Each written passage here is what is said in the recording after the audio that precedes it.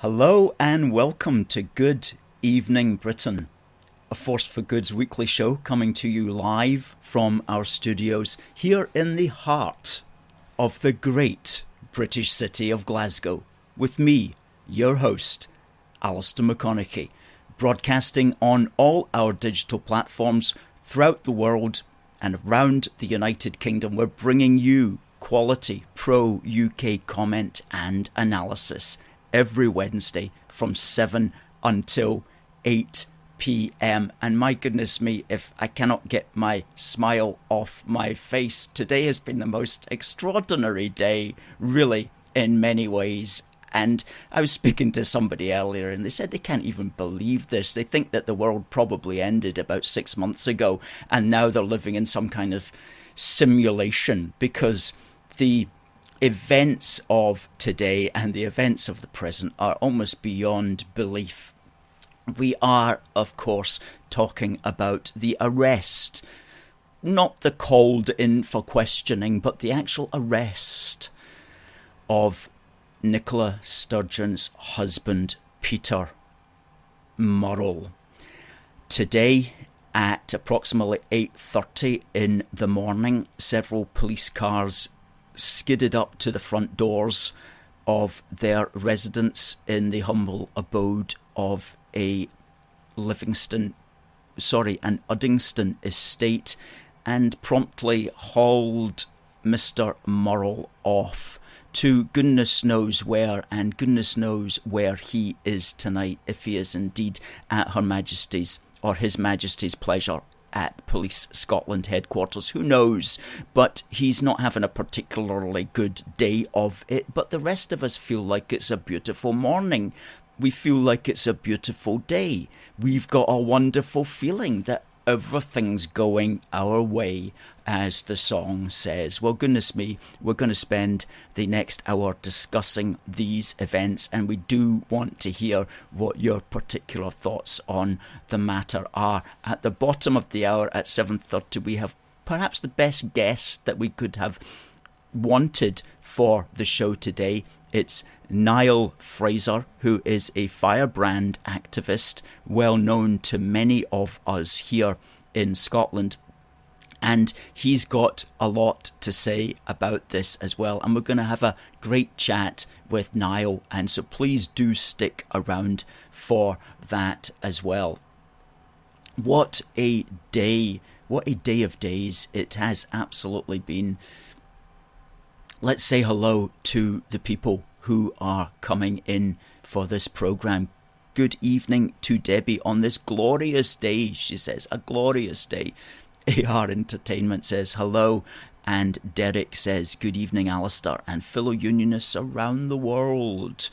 We're doing great, and what great news we have had today. I wonder how many more will be heading for the chop. Well, that's such a good point, Derek, because there is no smoke without fire. And if somebody is implicated, and we're not saying that they are or not, but is allegedly implicated, then there are others going to be allegedly implicated. And perhaps we should just maybe remind ourselves of this. We'll put up just now the police statement which was made, and we'll just read that out in full for you, because it does raise, it tells us exactly what he's getting called in for. Here we go. This Police Scotland put this out today. Investigation into Scottish National Party funding and finances. Man arrested. A 58-year-old man has today, Wednesday the 5th of April, been arrested as a suspect in connection with the ongoing investigation into the funding and finances of the Scottish National Party. The man is in custody and is being questioned by detectives. Officers are also carrying out searches at a number of addresses as part of the investigation. Note it says a number, so that's more than another one. There must be at least 3.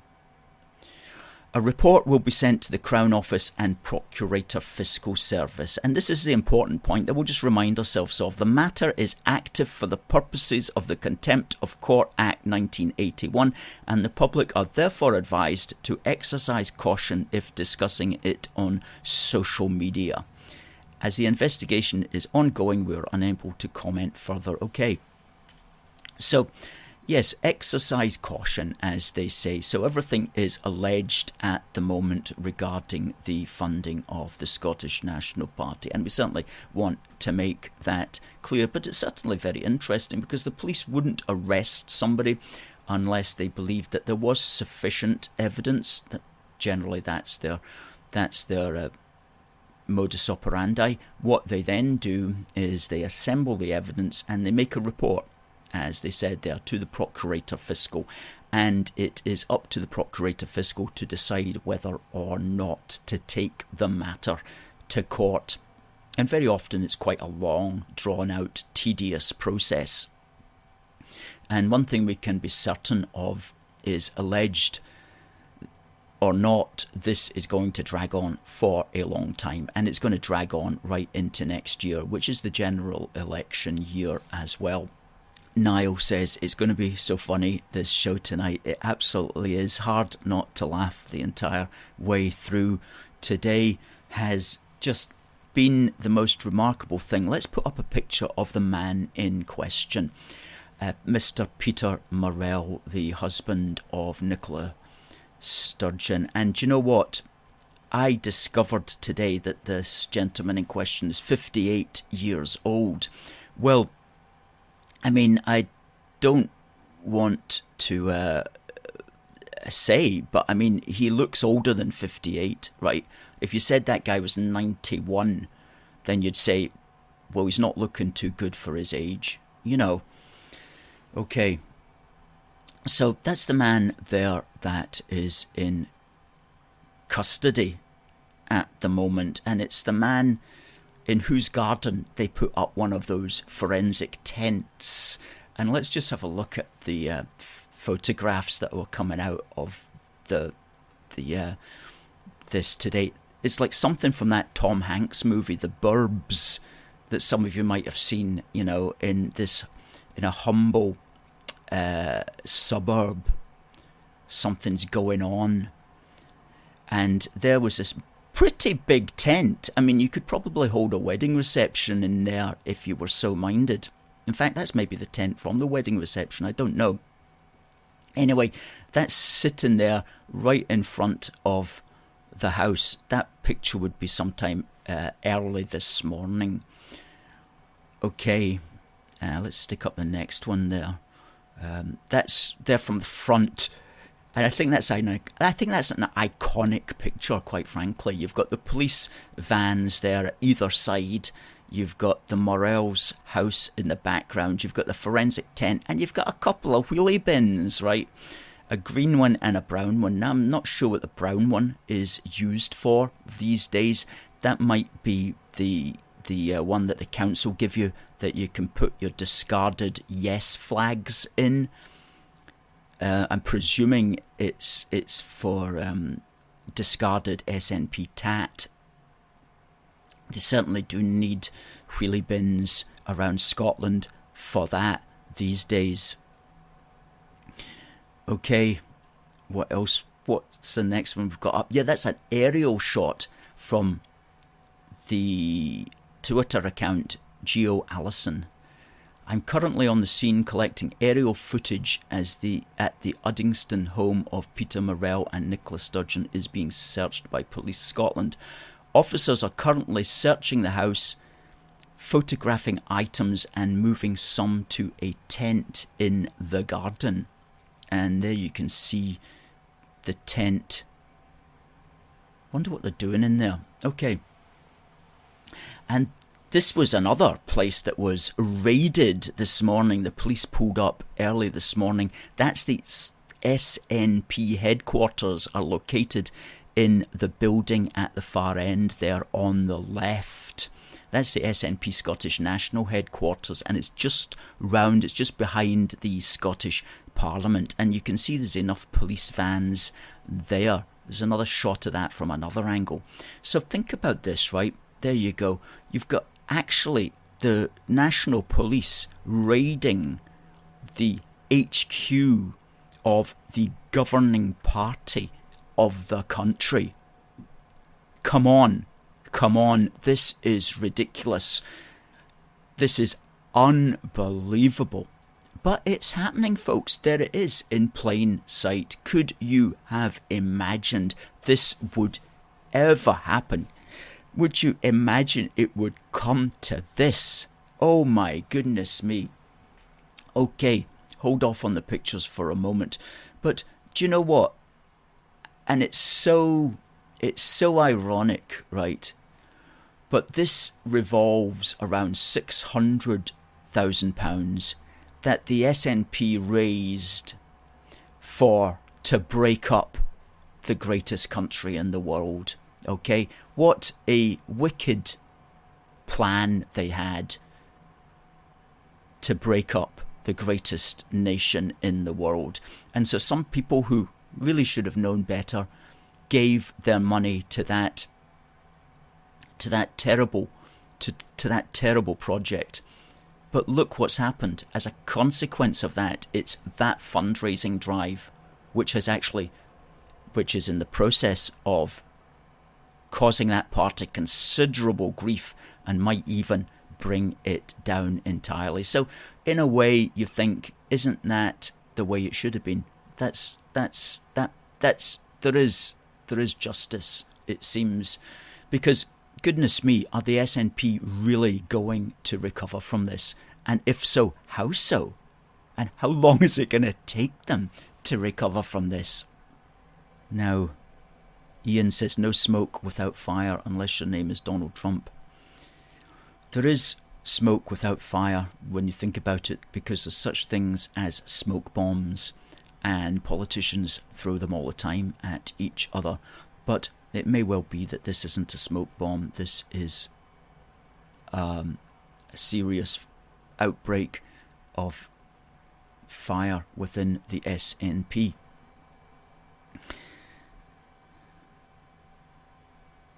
There's a good one. James says, from baby boxes to evidence boxes. I should note that one down. Might use that one, James. Thank you. And TC does believe that it's the hateful haters getting their comeuppance at last. And Tucker on TikTok says, Police Scotland told Sturgeon in advance of the pending investigation, hence why she jumped ship. That's a reference to the fact that this morning, we are told, Sturgeon left the house 25 minutes before the police arrived, leaving Peter to face the music. And the whereabouts of the former First Minister of Scotland are not known at the moment, although we did see a rumour circulating on Twitter, which we cannot substantiate, that she was spotted at Prestwick Airport this morning. Which would make sense, wouldn't it? Because you couldn't really seek solace or anonymity in a Scottish hotel. Not today, anyway. Derek believes that she'll be questioned and she'll deny all. She probably will, and she'll probably say that she doesn't ever recall meeting a man called Peter. At least she doesn't have any record of ever having done so. And there will be an element of the Scottish media and population who will believe her. But thankfully that's an ever decreasing element of the Scottish population. Stuart says, where's the magpies? Debbie says, a couple of years older than us, Alistair. This is Peter Murrell. He looks ancient. Well, it must be quite difficult having Nicola Sturgeon around the house all day, I would have to imagine. It probably does age a man, so maybe we've got to give him some of the benefit of the doubt as far as that's concerned.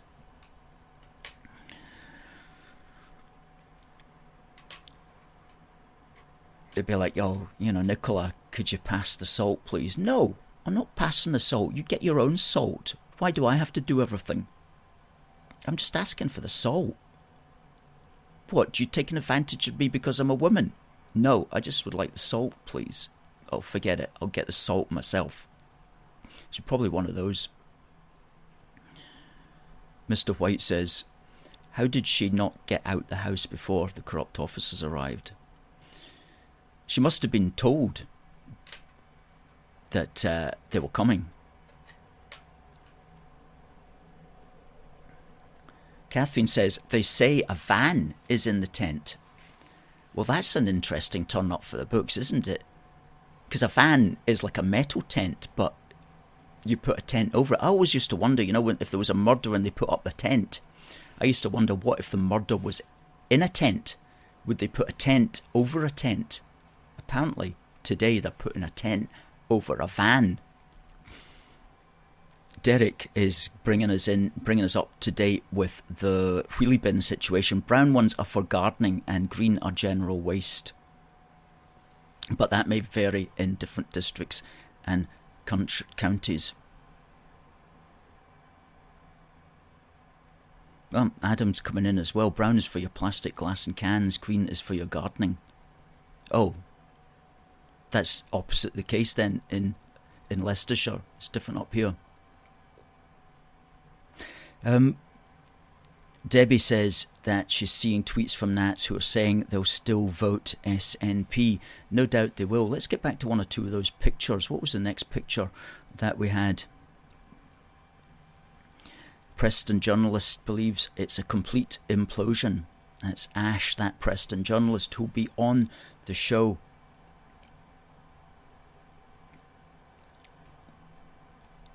Coming up shortly. Next week or the week thereafter. Let's get back to these pictures then. Yes, here's a picture of a chap, and fair play to him, he seems to have arrived outside the Murrell's household today with a very nice 3x2 Union Jack flag, I might add. And that looks suspiciously like one of our flags, because we've got the exact same design. Let's show our design. Here we go. You can see it there. Very handy. As we always say, it's always good to have one on hand, because you never know when you're going to need it. And we'll put the link up of where you can get this extremely good value for money. 3x2 fits into the glove compartment of your car. Buy two so that you've got one in the car and you've got one in the house, because you never know when you might need it. And with the coronation coming up, it's always a good time to fly it out your window as well. Now, here's a delivery today. I don't know if that's a delivery or a taken away. It's an Amazon Prime box being held by a copper, and a wit there has said, is that the paper shredder that arrived too late? If it is, it looks like it's going back in the police van. Now, what are we to make of this picture? Connor Gillis is a journalist with a mainstream newspaper. He says, detectives seen with a spade and garden equipment in the rear garden of Peter Murrell and Nicola Sturgeon's Glasgow home. Officers spotted with blue tarpaulin sheets, a stills camera and laptop as they examined the area around the garage. I just said earlier that this was like The Burbs, the Tom Hanks film The Burbs, where he suspected his neighbours of burying dead bodies in the garden.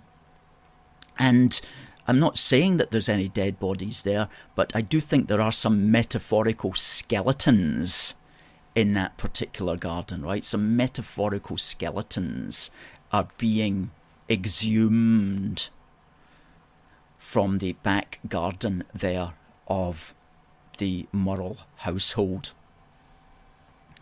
And this is such a funny photograph, right? And this was sent to us by somebody who was watching the evening news at 6 o'clock. Poor old Humza, right? And you've got to feel sorry for this guy. He was interviewed by the media, and that's... Now, which one is Humza's the one on the left wearing the blue jacket, right? And he's got this picture behind him of some windswept chap who's thinking this is the funniest day ever. So, as somebody pointed out, if you're going to get interviewed by the media, are you going to stand next to a photograph like that? He's got a lot to learn. He's got a lot to learn, Humza, right? That's incredible that he would get himself pictured there, because that guy there on the right, he's expressing how we all feel today. He's expressing how we all feel, and Humza doesn't have the wit to see that.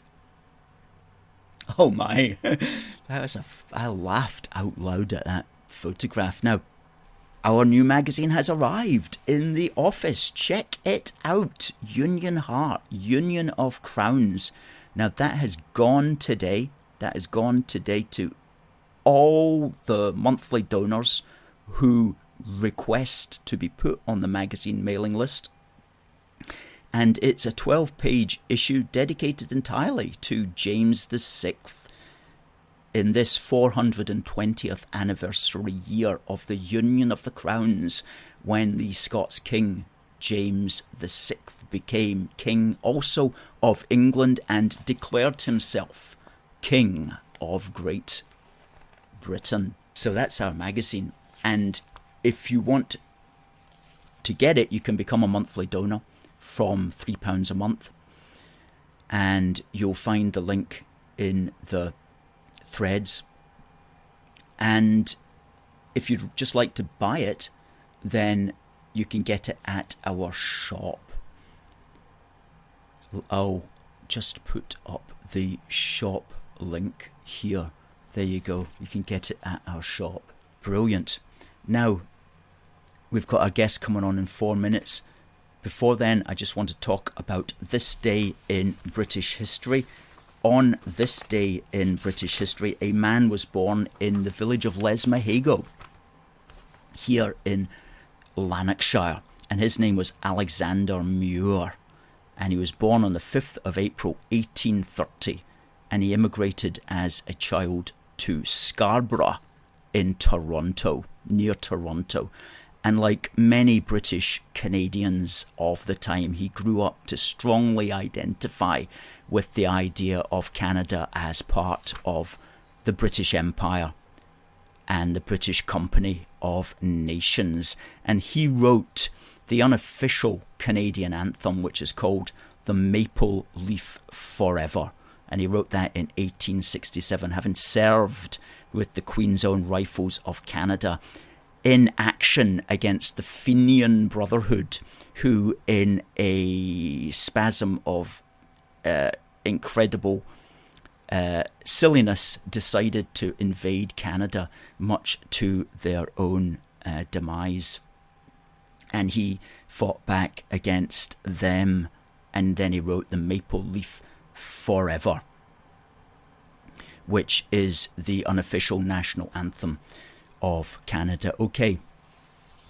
And what I did actually in 2019 was I took his poem and I adapted it, and I called it The Union Jack Forever, and I changed his words with full acknowledgement of his role in writing the poem. And you'll find that poem, which I adapted, in this issue of Union Heart. The Union Jack Forever. In days of yore from Scotland's shore, James VI, our dauntless hero, came and created first the Union flag on Britain's fair domain.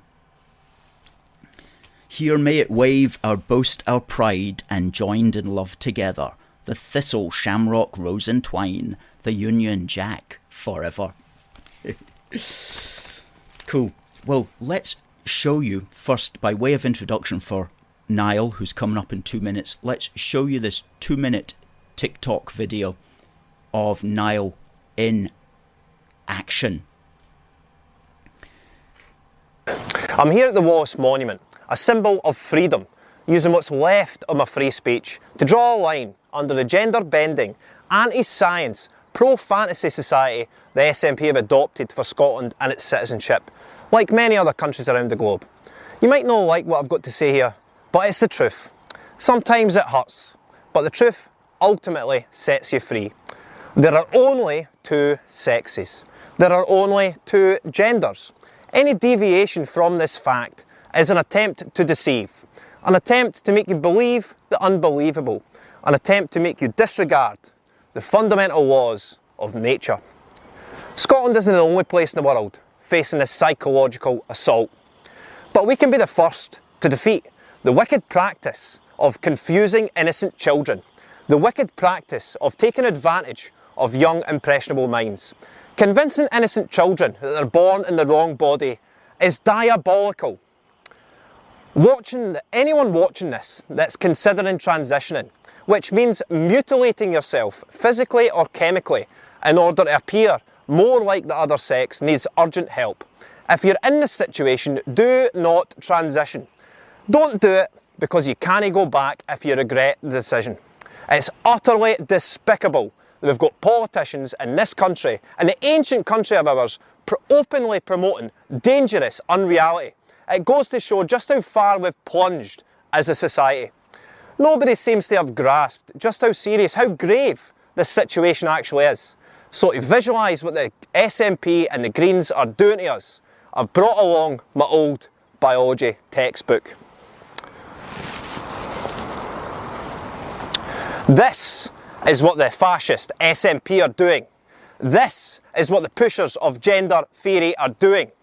They're setting fire to a millennia of knowledge and replacing it with delusion. It's time for Scots to wake up, otherwise the children of Scotland will have no future. Wow. Niall is a firebrand, as you can see. Ladies and gentlemen, please do welcome Niall Fraser in the house. Hello, Niall. Alistair, how you doing? Very well, thank you.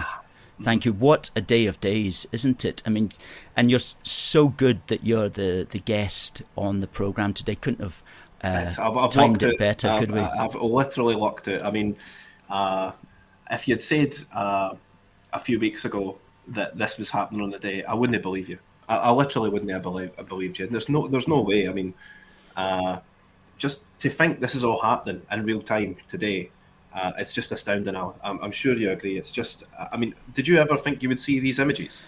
SNP HQ getting raided, Sturgeon's garden getting dug up. Did you ever think it would come to that? It's beyond belief, is what it absolutely is, and it's probably just it's maybe life working out as it should, you know, the complete madness of these years, and now it's payback time. We'll just have to see. But before we get into talking about that now, would you just like to introduce yourself to the viewing public, those who may not perhaps be aware of the work that you've done recently in the past?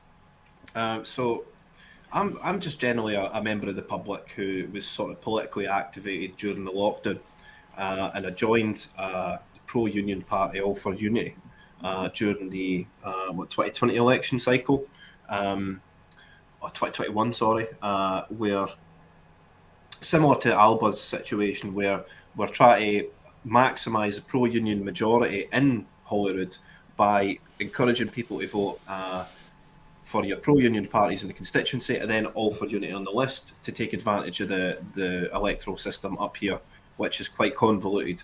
Similar to Alba's tactics, where they were saying vote SNP and then Alba on the list.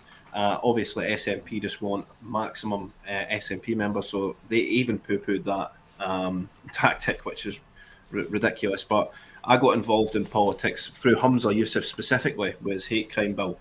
I thought it was so malicious, so vindictive, to set upon the public that somebody had to stand up and really combat what is what's being taught in our schools, and just the way we're being governed is so horrendous, and obviously it's resulted in what's happened today.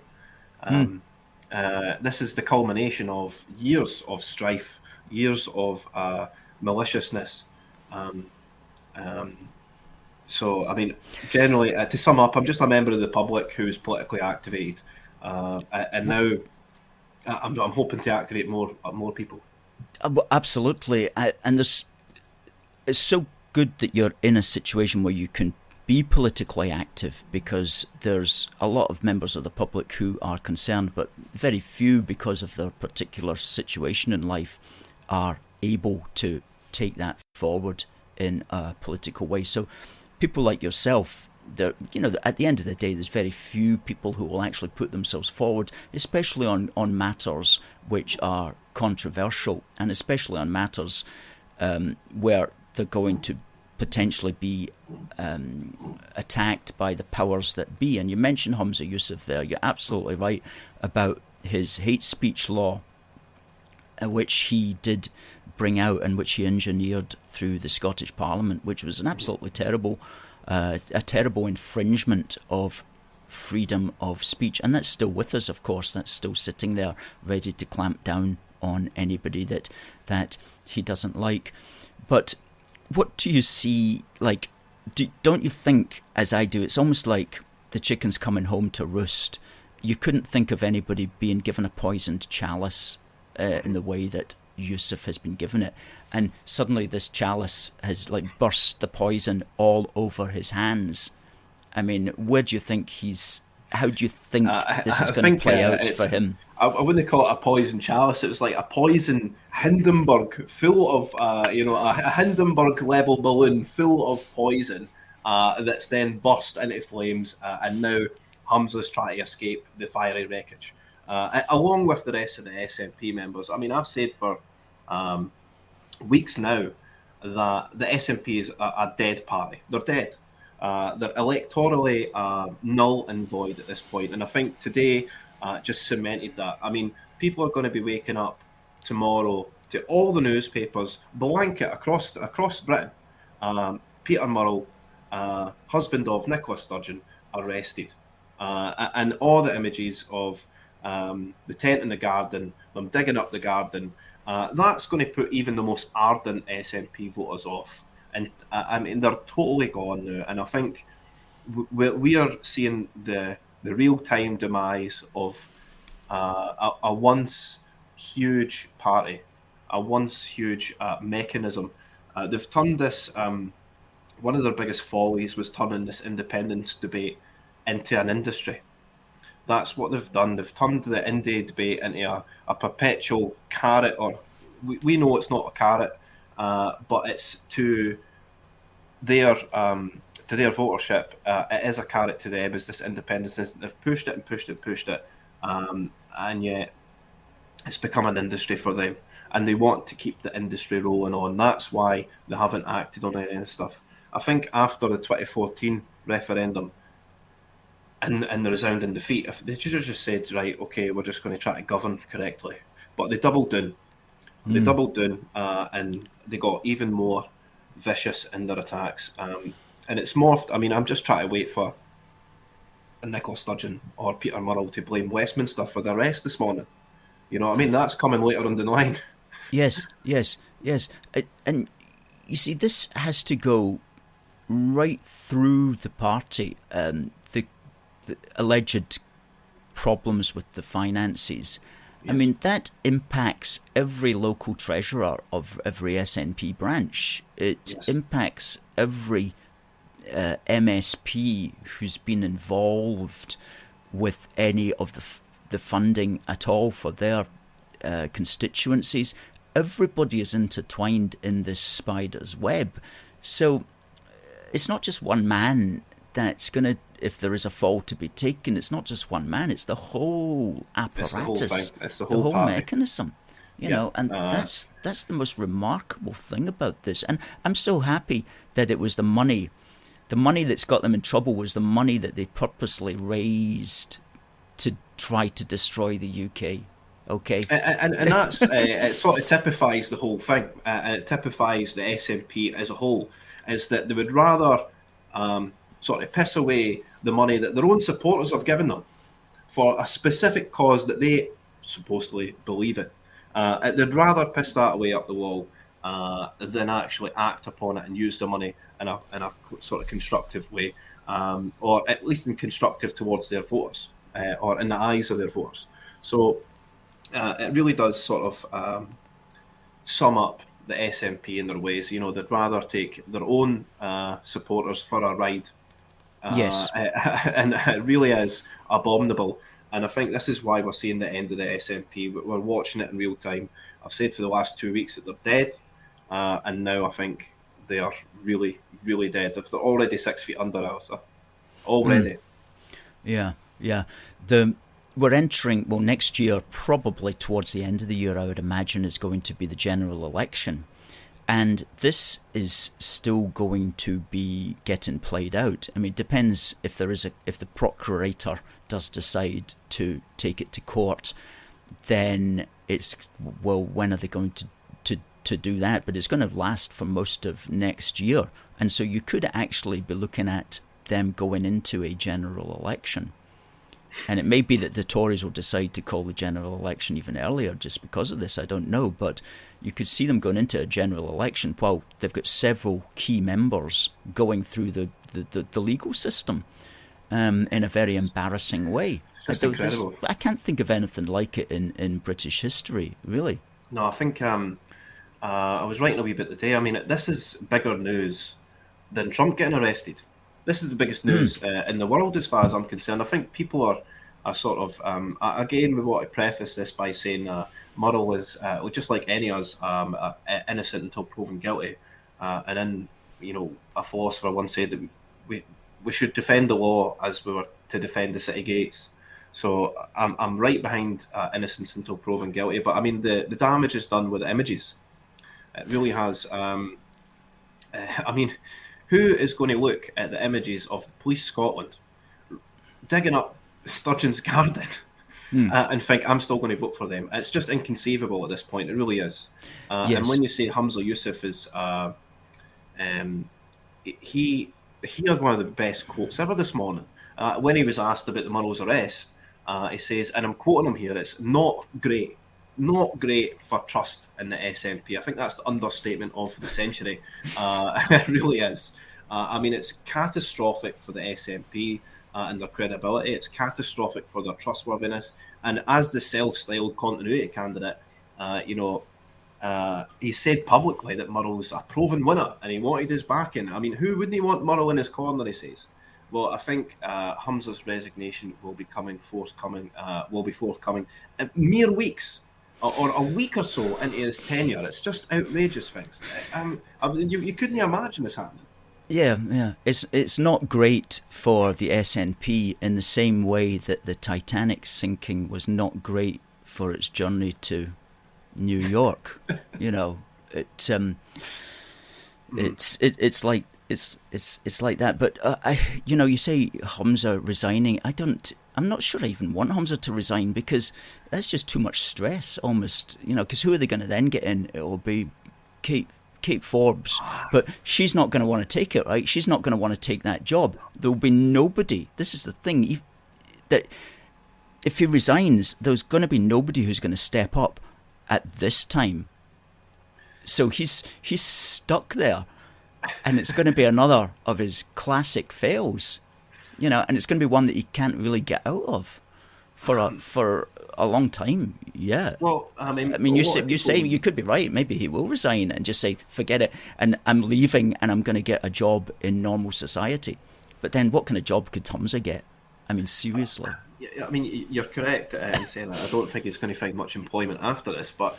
I mean, in himself, I think he'd be very reticent to relinquish power. I don't think he's going to give it up lightly. And you're correct in saying that this new position of First Minister, if theoretically he was to resign, nobody wants that job, especially not as the SNP leader. Nobody wants that job. I mean, this whole thing, where's Mike Russell in this situation? The new CEO of the SNP, where's he in this situation? I was looking at his tweets today, and I think he's pretty silent. They've all went radio silent, and this is the thing across the board. We're witnessing the death of a political party here, and it's coming fast, it's coming thick, and I think this is probably just the beginning, as we can all sort of speculate as to what's going on.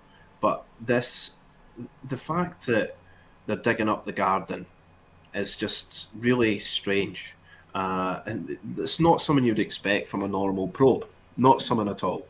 When I got woken out of my bed this morning, phoned up, like this is going down, and I get sent the pictures, and we're all wondering why is there an incident? Why is there an incident tent? Why is there forensic gear? Why is there all this stuff there? This is the question that we need answered. But I'm sure we need to allow the police to do their work.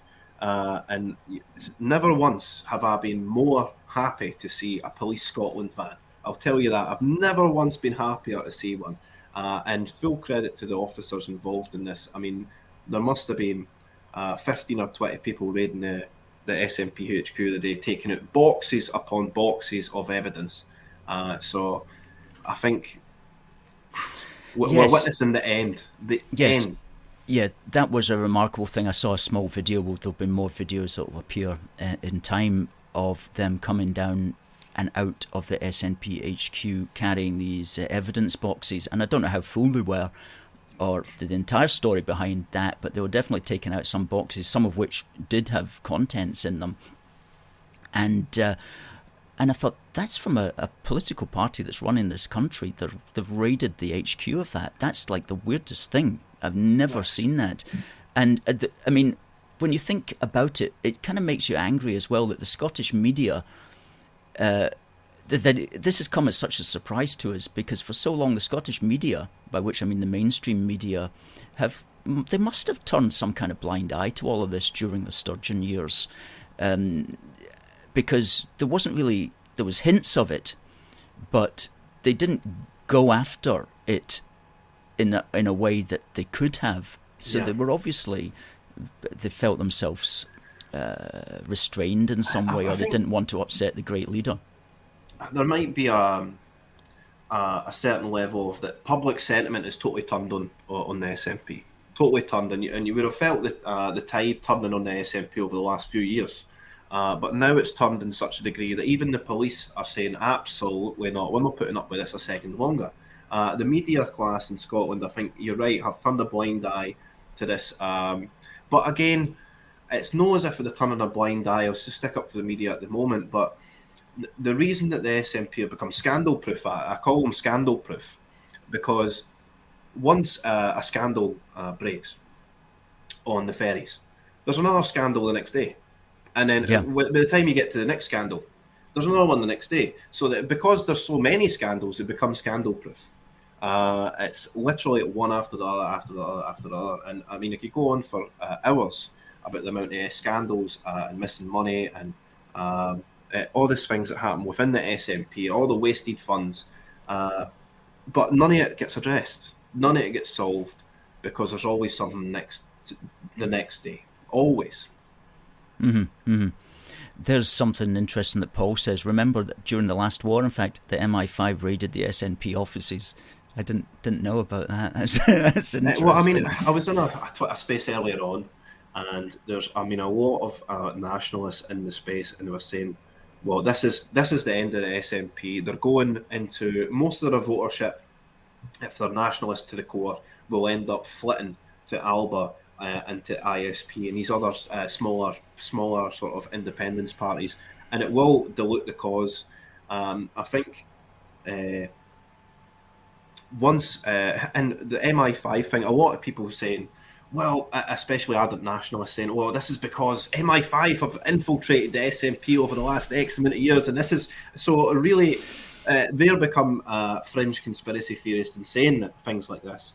Whereas I think the likelier case is that the SNP party as a whole has become too comfortable, too reliant on the large wages, too comfortable eating big lunches at Holyrood and doing nothing and sitting on their hands and watching the country just disintegrate into, or watching Scotland just fall away. I mean, the life expectancies on the bin, our drug deaths are at an all-time high, higher than anywhere else in Europe. Alcohol deaths, everything is off the charts bad in Scotland, and yet nothing gets done. Yeah. Well, they don't and have. It's not because they want to fix anything.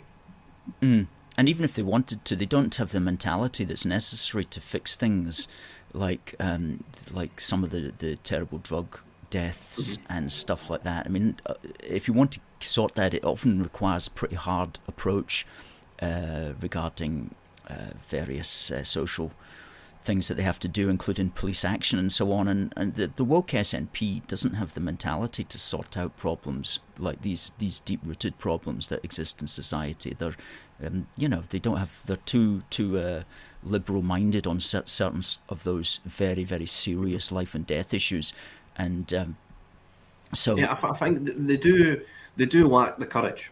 I mean, the video that you introduced me with. I mean, that took. I mean, the amount of people that told me, don't do that. Don't burn the book, Niall. You're going to ruin your career before you've even kicked a ball. And I'm saying it doesn't matter. It does not matter. Somebody needs to say it. And somebody needs to sort of be the tip of the spear in this. And we all know, because I don't want to say we've all got a set of eyes, because I know a few blind people, but we all know the difference between men and women. And this is the most blatant lie that we've been told here in Scotland and told across sort of Britain as a whole, is that men and women can just change and just change over. Sex is immaterial, doesn't matter, and that we can just flip between.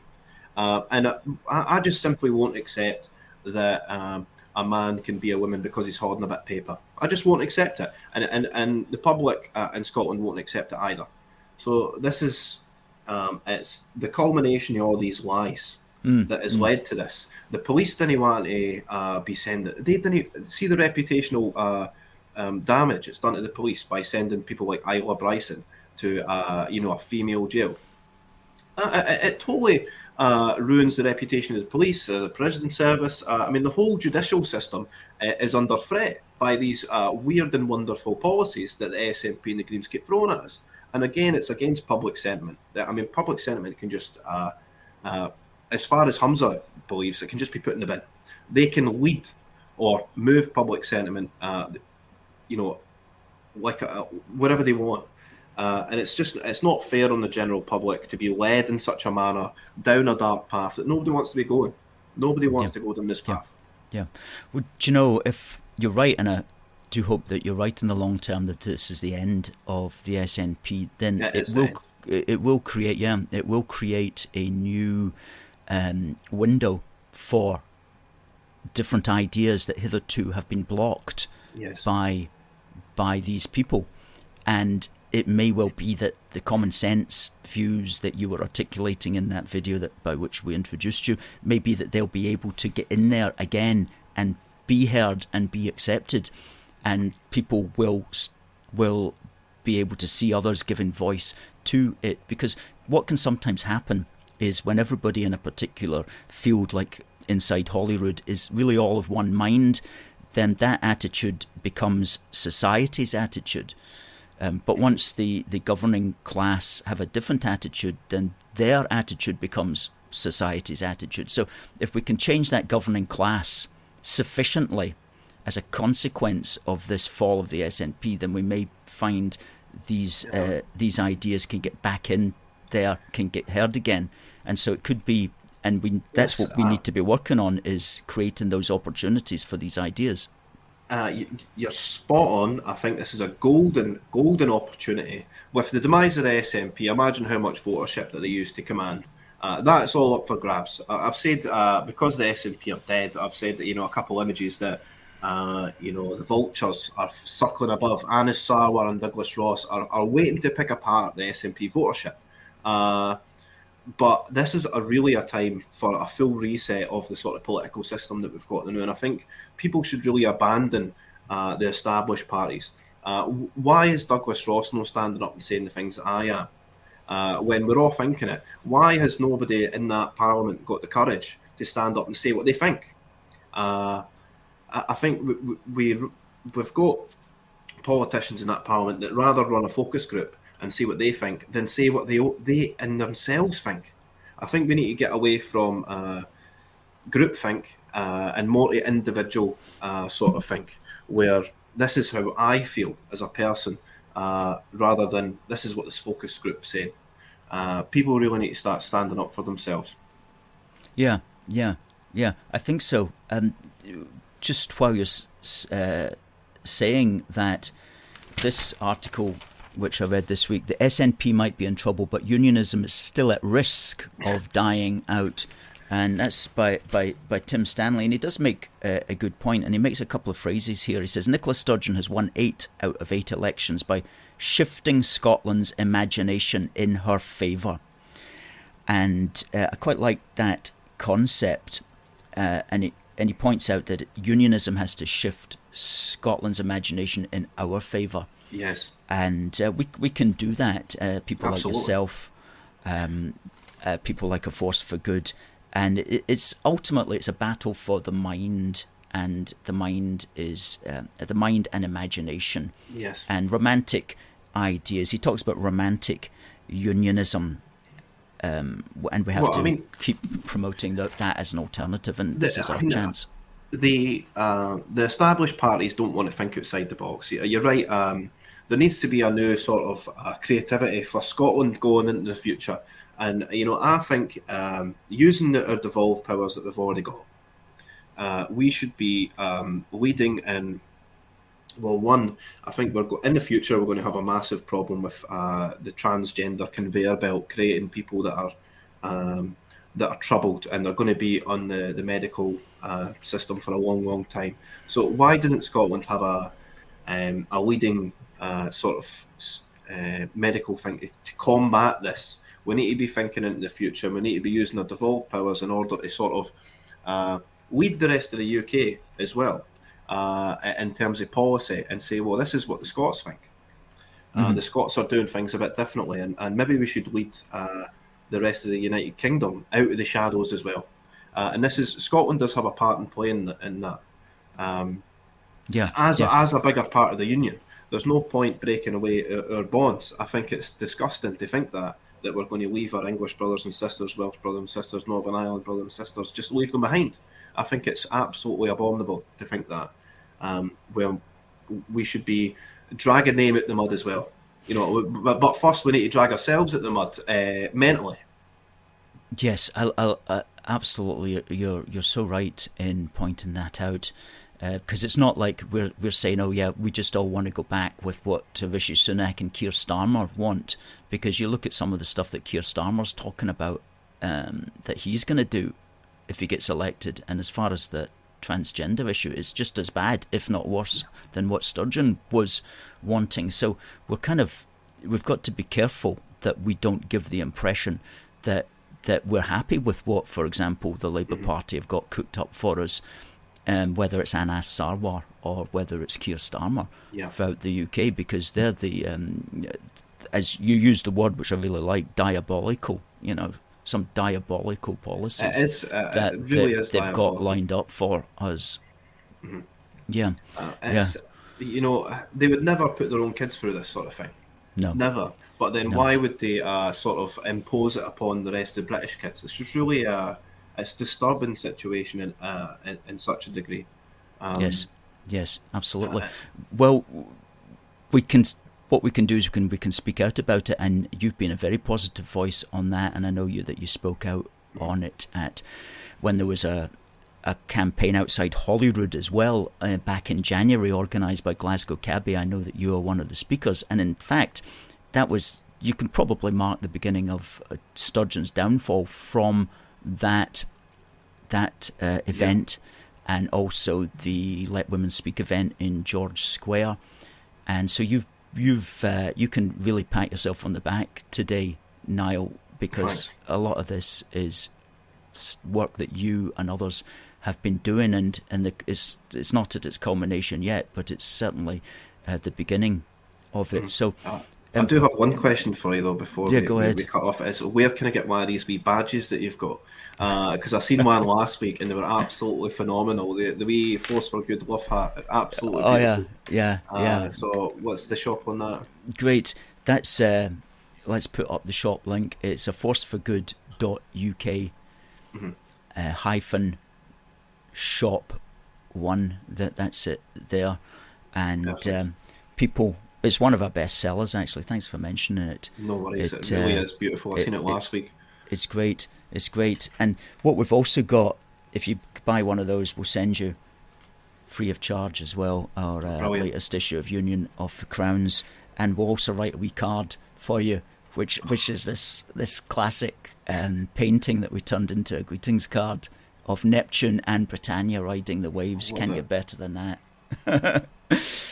Well, we've been putting up your links where people can get you, which is at twitter.com/Niall Fraser 8. That's NIALLFRASER 8. And you're also on Substack there, which is where you post your articles at niallfraser8.substack.com. Please, folks, check that out for some great Scottish wisdom. And I think your career's just beginning, Niall. You need to get into Parliament, and maybe you'll be the First Minister one day. Maybe one day. Absolutely. I think it could be sooner rather than later, the way things are going. I mean, the way things are going, yeah. Yeah, I mean, if you told me... left wanting the job. That's right, that's right. You'll be in there next year, probably, the way things are going. Well, look, it's been great talking to you. It's been the top of the hour. Folks on YouTube, please do give us a subscribe. Any new viewers tonight? We've had a good show. We're up to 180 viewers there on YouTube, which was great. Please do subscribe and like our channel, because we been going for 12 years or thereabout on YouTube, and we're nowhere near where we should be, even though we post every day on it. Anyway, that's just a system for you, but we'll fight back. Niall, we must have you on again. Thank you very much for everything. We'll say goodbye, and we hope to see you again soon. Brilliant. All the best Thanks to you. for all the viewers, and thanks for all the great comments, and thank you to yourself for having me on. Have a great night. Absolutely. Have a great one. Bye now. Fantastic. What a great guest. Niall Fraser. A firebrand. Absolute firebrand. And so good that we've got people in Scotland like him who are outspoken and who say what they mean and mean what they say, and are very confident in expressing it. Great stuff. Christopher says a great show and an outstanding guest. Wasn't he just? Catherine says keep up the great work. Derek says don't forget the AFFG t-shirt and hoodies are on sale as well. Great quality clothing. Well, Derek is one of our great models for our stuff. I think Derek's got all our t-shirts just about. Super Typist says great viewing numbers tonight, wasn't it? Just yes, we need that all the time on our platforms. Debbie says we need more people like Niall. MYM thought it was a great stream. What does this button do? Says I bet YouTube cramps your broadcast for obvious reasons. Do you know what does this button do? We do fear the worst as far as that is concerned, because we're doing everything right on YouTube. Everything right. We can't do any more. Catherine has met Niall and says he's a good guy. Absolutely. 100%. Couldn't get through all the comments tonight because there was so many of them. So many of them. Folks, we'll be back next week at 7 o'clock broadcasting on YouTube and Twitter and TikTok and Facebook. And if you're on YouTube, please do subscribe and click the bell for notifications, and you should hear about our show next week. And you can check out all the past shows and all the past stuff and share it around, please, because let's get the good word out for our UK unity and our solidarity and the positive message of hope and confidence in the future of the United Kingdom. So it just remains for me to say, folks, God bless the United Kingdom and God save the King. See you next week.